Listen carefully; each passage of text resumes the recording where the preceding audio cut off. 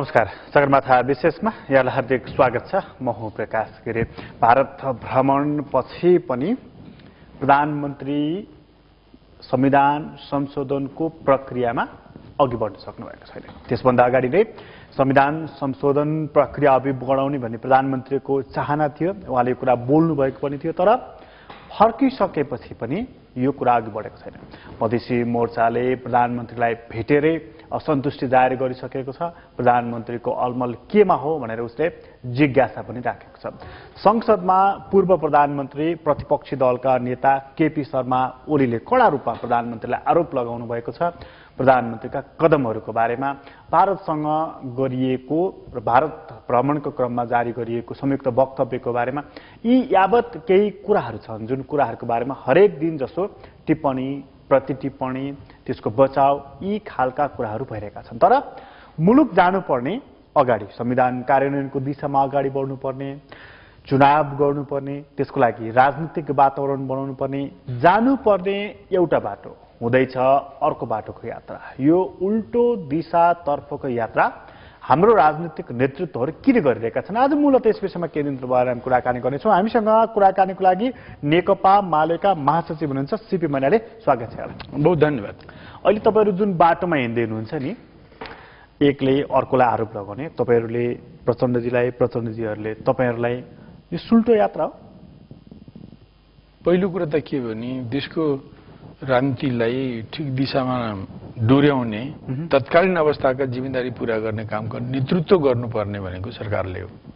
किनभने यो सरकारमा रहने दलहरू हिजो संविधान बनाउने प्रक्रियामा पनि सम्मिलित थिए र यो संविधानलाई कार्यान्वयन गर्दै अब त्यसलाई कार्यान्वयन गर्नको निम्ति गर्नुपर्ने जो कामहरू चाहिँ ऐन बनाउने, तीनटा चुनाव गर्ने, ती सबै कुरालाई सम्पादन गर्ने दिशामा देशलाई लैजाने जिम्मेदारी त्यसको सरकारको हो। र त्यसमा सरकारको मात्रै त्यसमा म भन्दैछु, त्यसमा प्रतिपक्षले पनि सकारात्मक ढङ्गले सहयोग पुर्याउनु पर्छ। र जहाँसम्म अब हामी हिजो सरकारमा थियौँ र जुन एउटा भनौँ न एउटा परिस्थितिमा एउटा अस्वाभाविक ढङ्गले चाहिँ विगतको गठबन्धनकै दोस्रो ठुलो पार्टीले अविश्वासको प्रस्ताव राखेर हैन यो विगतको केपी ओली नेतृत्वको सरकार त्यो गठबन्धनलाई अपदस्थ गरिसकेपछि बनेको यो सरकार हो। र यो सरकारले अब अपदस्थ भनेको पदबाट हटाउनुको प्रस्ताव ल्याएर ढालेर त्यो पनि स्वाभाविक छ।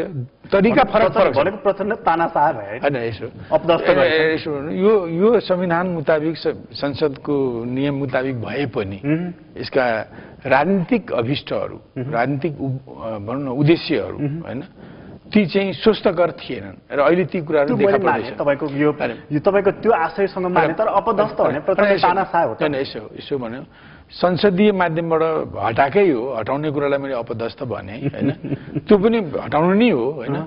र संविधान र संसदले को परिपाटीलाई नमानी गरे भनेर मैले भनेको होइन, तर जुन राजनीतिक उद्देश्यको साथमा गरियो। संसदीय परिपाटी होइन अङ्कगणित पुर्याएरै जुन सरकार बन्यो, जुन सरकार ढल्यो, अपदस्थ यस कारणले मिल्छ कि उनी अघिल्लो सरकारको गठबन्धनको दोस्रो ठुलो दलका हो। यसमा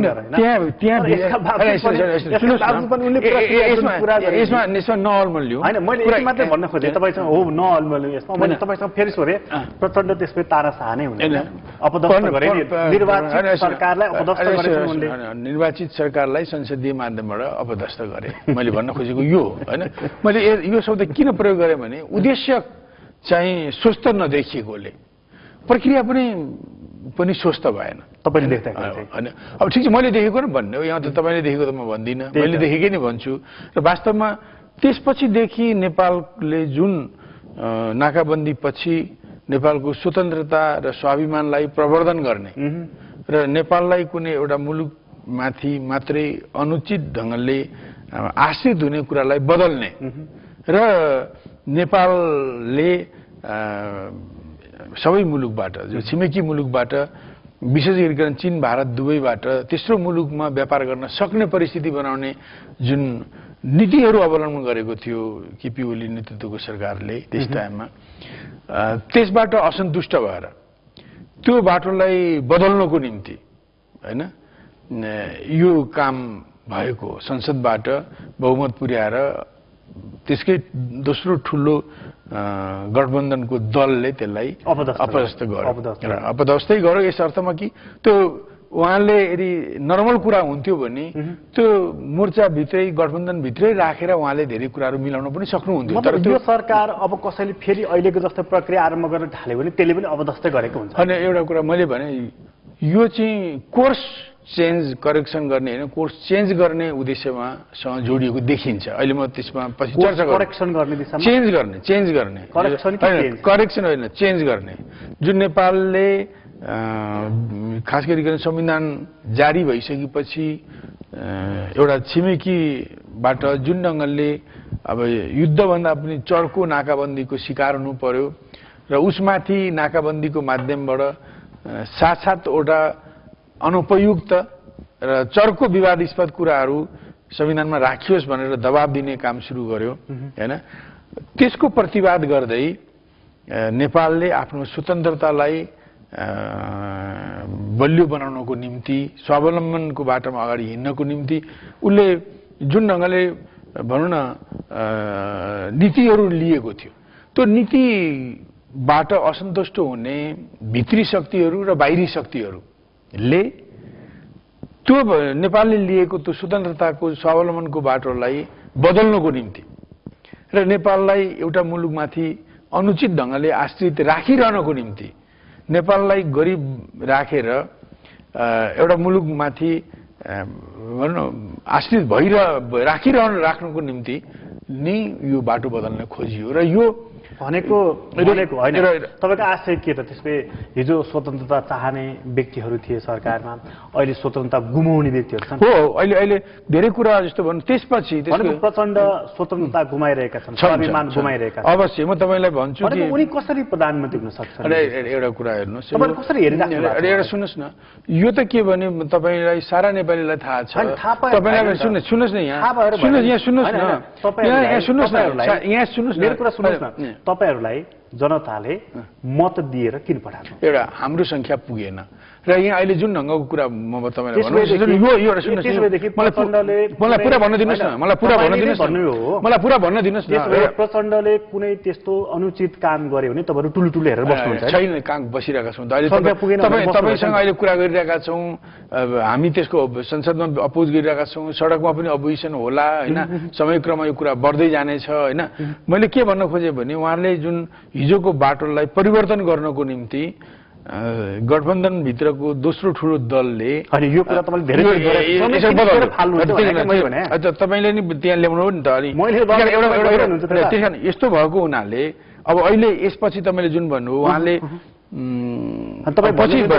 भ्रमणमा गइसकेपछि तपाईले जुन भन्नुभयो नि अब कोर्स बदल्ने काम के गरे त जस्तो उहाँको भारत भ्रमण जानुभयो अगाडि धेरै अगाडि मान्छेले भनेका छन् कोर्स तपाईले भन्नु कोर्स चेन्ज गर्ने कोसिस हुँदैछ जुन भन्नुभयो नि मैले तपाईलाई यति जान्न खोजेको कोर्स चेन्ज कि कोर्स करेक्सन एकदम कोर्स चेन्ज हो करेक्सन होइन केही गल्ती भएको थिएन हिजो हामी त के सुन्दैछौँ भने तपाईहरु चाहिँ कोही आरोप लाउने कोही प्रत्यारोप लाउने कोही टिप्पणी गर्ने गर्दै गर्दै गएर यो संविधान भर्सेलामा पार्ने कोर्स करेक्सन गर्ने कोसिसमा तपाईहरु हुनुहुन्छ ठिक छ यो तपाईले भन्नुहोस् ठिक छ सारा देशवासीले बुझुन् अब तपाईको दृष्टिकोणसँग मेरो भिन्न दृष्टिकोण होला हैन जनताले बुझ्छन् यो कोर्स करेक्सन होइन कोर्स परिवर्तन गर्न खोजेको र यो नेगेटिभली परिवर्तन गर्न खोजेको र मैले त्यसका जस्तो उहाँ भारत भ्रमणमा जानुभयो त्यसबेला धेरै जनताले चिन्ता जताए कि वास्तवमा त्यहाँ गएर कुनै देशको स्वतन्त्रता सार्वभौमिकता स्वाभिमान विगतका यो जुन नयाँ जुन नीति लिएको छ देशलाई स्वतन्त्र र स्वाभिमान भने त्यसमा परिवर्तन हुने काम नगरियोस् भने उनले म त्यस्तो केही गर्दिनँ भने तर संयुक्त विज्ञप्ति मार्फत उहाँले जे दुई चारवटा कामहरू गर्नुभएको छ यो कोर्स परिवर्तनकै सुरुवात हो मैले तपाईलाई भन्ने हो भने उहाँले आफ्नो जो 25 बुँदे संयुक्त वक्तव्यको लामो पर्दैन 11 बुँदामा उहाँले के भन्नुभएको छ भने भारत र नेपालका प्रधानमन्त्रीको विश्वास छ कि उनीहरू अन्तर्राष्ट्रिय क्षेत्रका मुख्य घटनाहरूमा समान धारणा राख्दछन् र युएन र अरू अन्तर्राष्ट्रिय फोरमहरूमा सहकार्य गरेर जानेछन् हामी नेपालले पहिलेदेखि यो चाहिँ के भने यो अन्तर्राष्ट्रिय क्षेत्रका मेजर घटनाहरू भनेपछि अब ती घटनाहरू भन्नाले मूलभूत रूपले ती राजनीतिक कुराहरू नै हुन् र त्यसमा नेपाल चाहिँ भारतसँग चाहिँ समान धारणा राखेर सहकार्य गर्ने कुरामा उहाँले सही छाप गरेर आउनुभयो, जबकि हाम्रो विदेश नीति योभन्दा भिन्न हो। हामीले पहिलेदेखि यति भनौँ कि हामी असंलग्न, तटस्थ र पञ्चशीलमा आधारित नीति लिएर दुईटै छिमेकीहरूसँग हाम्रो व्यवहार हुँदै आएको हो र उहाँले जुन अहिले भारतसँग यसो गर्ने हैन, यो समान धारणा बनाएर नारिएर जाने जुन उहाँले कागज गरेर आउनुभयो, सहमति जनाएर आउनुभयो, यसले नेपालको परराष्ट्र नीतिको कोर्स परिवर्तन गर्न सुरुवात गर्यो। किनभने अब यसो गर्ने भने जस्तो अहिले भनौँ अब भारतका आफ्ना समस्याहरू होलान्, आफ्ना नीतिहरू होलान्, ती नीतिसँग हामीले टाइअप हुनुपर्ने कुनै जरुरत छैन। त्यसैले त टाइअप हुनुपर्ने आवश्यकता छैन नि त। हामी भारतका मित्र हौं, हामी हाम्रो भूमि भारत चीनको विरुद्ध प्रयोग गर्न दिन्नौं, मतलब हाम्रो उसका लेजिटिमेट इन्ट्रेस्टलाई हामी साथ दिन्छौं। तर सबै अन्तर्राष्ट्रिय मामलाहरूमा चाहिँ हामीले नारिएर जानुपर्छ, जान्छौं भन्ने जुन प्रचण्डले सही गरेर आउनुभयो, यहाँबाटै सुरु हुन्छ नेपालको असंलग्न, तटस्थ, पञ्चशील आधारित अहिलेसम्म चलिरहेको फोरेन पोलिसीको स्पिरिटमा लाई बदल्ने प्रयत्न यहाँबाट सुरु भएको छ। एउटा कुरा हैन। अब दोस्रो कुरा जस्तो उहाँले दोस्रो कुरा गर्नुभएको छ, उहाँले 10 नम्बर त्यो उहाँको संयुक्त विज्ञप्ति 10 नम्बरमा उहाँले देशको आन्तरिक मुद्दा हैन, जस्तो संविधान निर्माण, यसको कार्यान्वयन, यसमा हुने परिमार्जन, संशोधन हाम्रा आन्तरिक मुद्दा हुन् र यसलाई उहाँले संयुक्त वक्तव्यको मुद्दा बनाउनु हो। र जुन कोणबाट भारतले 72 को साउन 3 गते संविधान जारी भएपछि नेपालको संविधानलाई स्वागत गरेन, असोज 3 गते जारी भएपछि जारी उसले स्वागत गरेन र त्यसको विरोधमा नाकाबन्दी गर्यो नेपाललाई र 7 बुँदा अगाडि सार दिल्लीबाट प्रकाशित भयो असोजको फर्स्ट विकमा हैन, इन्डियन सञ्चार माध्यमले ल्याए र अब त्यसको आधारमा भारतले नेपालको संविधान अपूर्ण छ, यो गैर समावेशी छ भन्दै विश्वका केही राजधानीहरूमा संयुक्त विज्ञप्ति निकाल्ने प्रयत्न पनि गर्यो। त्यसलाई हिजो नेपालका पोलिटिकल पार्टीहरूले, यो सरकारले, जहाँ हिजो प्रचण्ड पनि सामेल हुनुहुन्थ्यो सरकारमा, त्यो सरकारले, उहाँहरूको पार्टीले, अरू गठबन्धनका सबै पार्टीहरूले, एमाले अरू सबै पार्टीहरूले त्यसको विरोध गरे, सरकारले विरोध गर्यो र ती सम्बन्धित मुलुक लन्डनमा होस् या युरोपियन युनियनका त्यहाँका मानिसहरूले, त्यहाँका सम्बन्धित मानिसहरूले पनि भने यो हाम्रो नीति यस्तो होइन भन्ने ढङ्गका अभिव्यक्ति पनि आए। अब त्यस्तै गरिएको कुरालाई अहिले फेरि त्यही इस्युलाई उठाएर जुन कोणबाट नेपालको संविधानलाई अपूर्ण र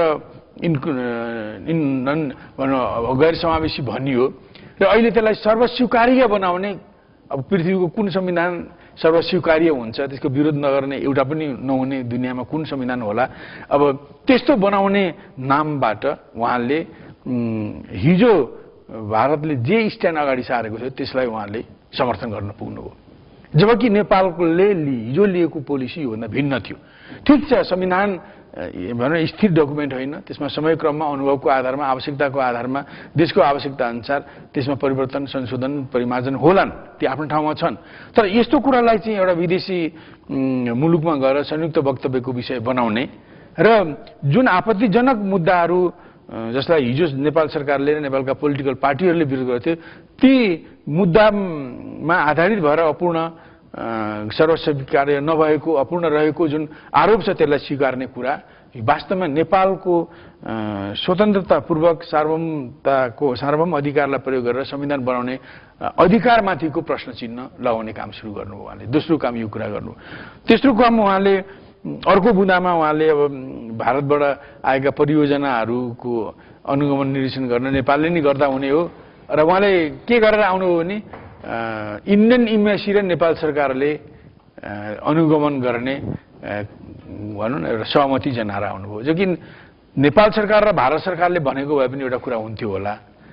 अब नेपाल सरकार र भारतीय सरकारको एउटा अङ्गले त्यो काम गर्नेछन् भनेर नेपाल सरकारको स्ट्याटस चाहिँ भारतीय इम्बेसी बराबर ल्याइयो र यो जुन हिजोदेखि नेपालीहरूले भन्दै थिए कि नेपाल भारत सम्बन्ध चाहिँ पोलिटिकल लेभलबाट सञ्चालन भएन, कर्मचारीको क्षेत्रबाट सञ्चालन भयो भन्ने जुन नेपालीहरूको गुनासो आलोचना थियो, अब त्यसलाई त्यसलाई चाहिँ सकार्ने जस्तो कुरा भयो हैन। यस्ता अरू पनि धेरै कुराहरू छन्। अब मैले अब त्यो अब जस्तो भनौँ एक ठाउँमा नेपाल भारत सम्बन्धको बारेमा हैन इमिनेन्ट पर्सन ग्रुपहरू जो बनाइयो त्यसले नेपाल भारतको सम्बन्धमा कुरा गर्दा विगतमा भनौँ न यो 1950 को सन्धिको रिभ्यू र परिमार्जन त्यसको एउटा विषय हो।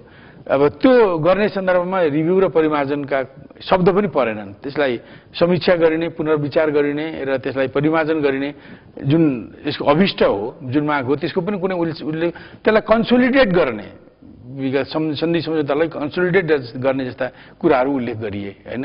अब यो कुरा पनि हाम्रो इस्टाब्लिस नीतिभन्दा भिन्न कुरा हो हैन। त यस प्रकारले अब भनौँ न हुन त अब केही कुराहरू यस्ता छन् जसमा स्पष्टता छैनन्। जस्तो भनौँ अब ठिक छ अमलेखगञ्जबाट भारतबाट अमलेखगञ्जमा पाइप लाइन ल्याउने कुरा छ हैन। अब त्यसमा हिजो केही स्ट्रिङ केही शर्तहरू केही बन्देजहरू थिए 15 वर्षसम्म बाहिरबाट तेल नल्याउने। यद्यपि नाकाबन्दी भएको क्रममा त्यो यसै उल्लङ्घन भएको छ। अब त्यस विषयमा के गर्ने हो भन्ने कुरा यसमा बोलिएको छैन। सायद पुरानै कुरालाई चाहिँ रिपिट गर्ने मान्छे होला हैन। त यस्तो भनौँ अब महाकालीमा जो पञ्चेश्वर परियोजना त्यसबेला तत्काल कमिसन गर्ने कुरा हो। 25 वर्ष भयो, डिपिआर पनि अहिले कम्प्लिट भएको छैन र अब त्यो डिपिआर चाहिँ अब कसरी बन्ने हो हैन। अब त्यो वास्तवमा चाँडै बनोस् र त्यो भनौँ न त्यसमा साँचो अर्थमा पानी र बिजुलीको बाँडफाँड गर्ने किसिमको डिपिआर हुनेछ। त्यो संसदको 2/3ले पास गरेर मात्रै जान सक्ने किसिमको डिपिआर हो। त्यो शक्तिको भनौँ प्राकृतिक स्रोत साधनको वितरण गर्ने, विभाजन गर्ने, भागबण्डा गर्ने त्यो विषय। अब त्यस्ता कुराहरूमा पनि यसको कुनै स्पष्टता छैन हैन। अब जस्तो नेपालमा नेपाल भारत सम्बन्ध जुन खुला छ यसबारेमा नेपाली जनताले पटक पटक भन्दै आएका छन् कि वास्तवमा यो खुला सम्बन्धलाई रेगुलेट गर्नुपर्छ, यसलाई भनौँ नियमन गर्नुपर्छ। ठिक छ नेपालीहरूले आजै भने अहिलेको स्थितिमै नेपाल भारतको बिचमा पासपोर्ट भिसाको रिजाइममा जाउँ भनेर मागेका छैनन्। हामीले पनि त्यो मागेका छैनौँ। तर के भने यसलाई रेगुलेट गर्नु भारतको सुरक्षा र स्वार्थ र हाम्रो पनि सुरक्षा र स्वार्थसँग यो गाँसिएको कुरा हो। तर यसमा के गरेर आइयो भने त्यही ओपन बोर्डरलाई नै कायम राख्ने, त्यसलाई चाहिँ एउटा हाम्रो एउटा युनिक फिचर हो, त्यसलाई कायम राख्नुपर्छ भन्ने कुरालाई जोड दिने विषय गरिएको छ। जबकि नेपाली जनताको ठुलो बहुसङ्ख्याले यसलाई रेगुलेटसम्म गरौँ ताकि भारतले नेपालको तर्फबाट गलत तत्त्वहरू खुला बोर्डर आए भन्ने आरोप लगाउने ठाउँ नहोस् र उसले पनि आफूलाई सुरक्षित महसुस गर्न सकोस्, हामीलाई पनि गलत काम र गलत तत्त्वहरूको प्रवेश हाम्रोमा नहोस् भन्ने कुराको निम्ति रेगुलेसनको आवश्यकता हो। यो कुरा पनि त्यसमा उल्लेख गरिएन। त यस्ता जस्ता महत्त्वपूर्ण कुराहरू जुन छन्, जुन वास्तवमा यो संयुक्त विज्ञप्ति मार्फत सकारेर प्रधानमन्त्री आउनुभएको छ, यसले हाम्रो नेपालले लिएको हैन स्वतन्त्रता र सार्वभौमिकता स्वाभिमानको बाटोलाई करेक्सन गर्छ। उहाँ त्यसरी जाँदै हुनुहुन्थ्यो। यहाँ उहाँको एकजना मन्त्रीले, सञ्चार मन्त्रीले भन्नुभयो कि अब भारत चीन र नेपालको बीचमा बाटो ल्याउने हो भने त्यो बाटोले गर्दा पर्यावरण, रेलमार्ग, सडक चाहिँ हामीले खोल्यो भने पर्यावरण बिग्रिन्छ, नोक्सान हुन्छ, त्यसकारण त्यो बनाउनु हुन्न भन्ने कोणबाट उहाँले नेपालमा विचार व्यक्त गर्नुहुन्छ हैन। अब भनेपछि यी धेरै कुराहरू जोड्दा के देखिन्छ भने यो जुन सरकार प्रचण्डजीको नेतृत्वमा जुन सरकार बन्यो यसले नेपालले लिआएको जुन भनौँ न सन्तुलित विदेश नीतिको बाटो, जुन विदेश नीतिको कार्यदिशा छ, दुईटै छिमेकीसँग भनौँ न मित्रतापूर्ण व्यवहार गर्ने, कसैलाई नजिक कसैलाई टाढा नराख्ने र दुईटैका वैधानिक भनौँ न स्वार्थहरूलाई, हितहरूलाई भनौँ न रक्षा गर्ने, त्यसलाई मान्यता दिने, त्यसको पक्षमा काम गर्ने जस्ता कुराहरू जो हामीले गर्दै आएका छौँ, त्यसबाट पर हटेर एउटा मुलुकसँग चाहिँ बाँधिने, एउटा मुलुकसँग चाहिँ लगनगाँठो गाँच्ने, उसका नीति आवश्यकता प्राथमिकताहरूलाई नेपालले अवलम्बन गरिदिने किसिमको कुरामा उहाँले जुन सहमति जनाएर आउनुभयो, यही चाहिँ के भने उहाँले कोर्स परिवर्तन गर्ने जुन उहाँले प्रयत्न गर्दै हुन्छ त्यसका लक्षणहरू हुन्। त्यो भने के यही भन्नु यो विदेश परिवर्तन भने के? अब स्वतन्त्र सार्वभौम मुलुकको हैसियतमा हामीले जुन भनौँ न असंलग्न तटस्थ पञ्चशीलमा आधारित नीति लिएर जान्छौँ। त्यसमा त्यो नीतिले कुनै एउटा छिमेकीसँग टाइअप हुने कुरा गर्दैन। कोर्स परिवर्तन भने के? त्यही बदल्ने, जस्तो हामीले स्वतन्त्र बदल्ने त त्यसको ट्रान्सलेसन हो। त्यसैले यही देख्नु भएन, मैले भने तपाईँलाई हामी कोहीसँग जस्तो हामी हाम्रा छिमेकीहरूसँग हामी मित्रहरूसँग कोहीसँग हामी एलाइन भएर गाँसिएर जाँदैनौँ होइन। हाम्रो आफ्नै भनौँ न आफ्नो जियो पोलिटिक्स र हाम्रो राष्ट्रिय हितको आधारमा हामीहरूले भनौँ न सबै मुलुकका लेजिटिमेट इन्ट्रेस्टलाई साथ दिँदै हामी स्वतन्त्र पञ्चशीलमा आधारित स्वतन्त्र तटस्थ असंलग्न परराष्ट्र नीति लिएर काम गर्छौँ हामी।